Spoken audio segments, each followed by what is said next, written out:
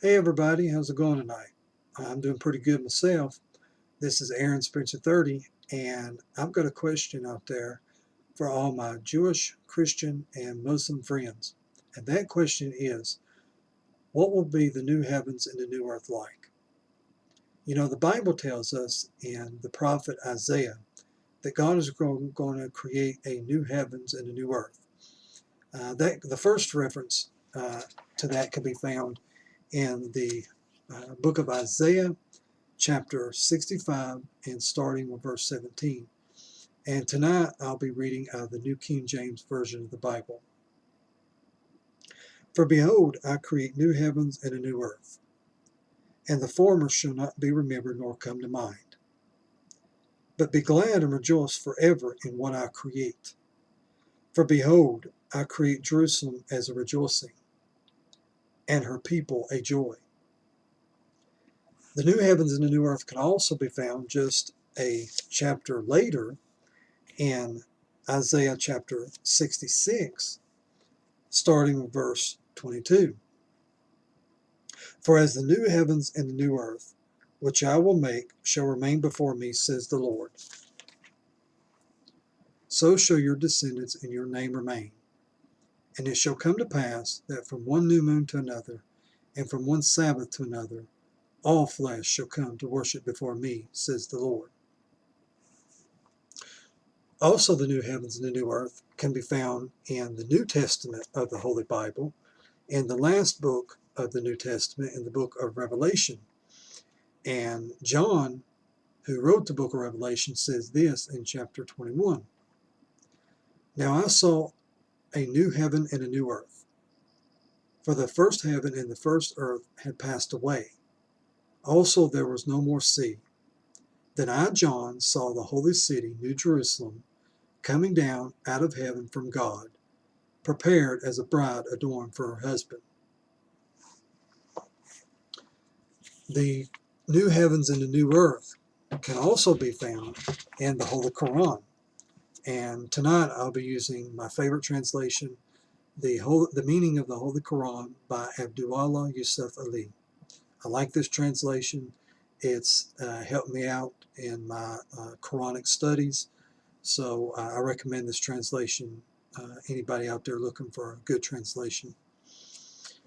But the new heavens and the new earth can be found in Surah 14, which in Arabic would be Ibrahim, or in English, Abraham, and in verse 48. One day the earth will be changed to a different earth, and so will be the heavens, and men will be marshaled forth before Allah, the One, the Irresistible. So, with that being said, to all my Christian, Jewish, and Muslim friends out there, what do you think these verses mean? Do you believe they're physically speaking or spiritually speaking? Do you believe, like I'll give you something to think about, add to this question. Um, do you believe that God is going to recreate the universe and everything it contains? Like, are we going to get new galaxies? Scientists say that the universe has over 100 billion galaxies. So do you believe God is going to recreate all those 100 billion galaxies?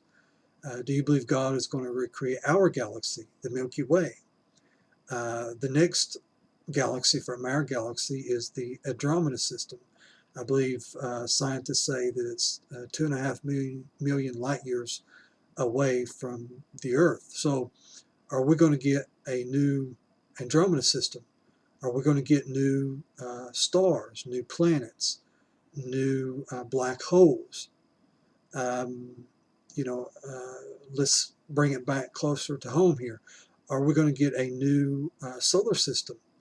Are we going to get new planets in our solar system like Mars and Jupiter and Saturn, Uranus and Neptune? Are we going to get a new star in our solar system, the sun? The sun is nothing more than, I think they said, a dwarf yellow star. So is God going to recreate a new star to be our sun? Bring it even home further. I live in the United States of America. So is God going to recreate the United States of America, the continent of North America? Is he going to create, the continent of Africa, Asia? Are we going to get a new Middle East? Are we going to get, the Bible and the Quran was written in the Middle East. So are we going to get a new Israel, a new Iraq, Iran, Saudi Arabia? You know, let me know what you think. I've got my opinion, but I want to know what your opinion is.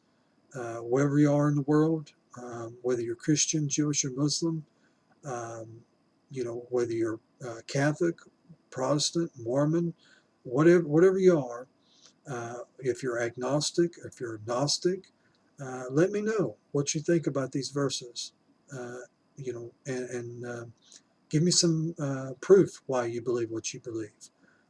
Whether it's in the Bible or the Quran or the Book of Mormon or the Dead Sea Scrolls. Let me know what you think. Thanks.